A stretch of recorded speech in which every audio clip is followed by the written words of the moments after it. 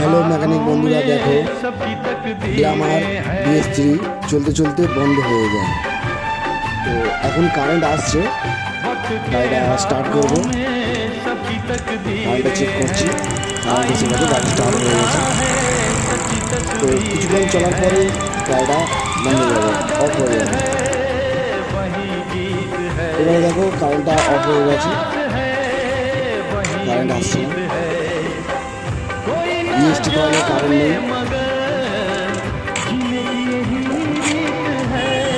CDI change করে দিচ্ছি, CDI নতুন CDI লাগিয়ে দেওয়া হচ্ছে। নতুন CDI দেওয়ার পরে দেখছি কারেন্ট আসছে না। তো এবার পিকআপ কয়েলটা চেক করে দেখবো পিকআপ কয়েলের রিডিং কত আসছে। পিকআপ কয়েলে রিডিং চেক করছি, দেখো রিডিং আসছে 34, মানে এখানে থাকবে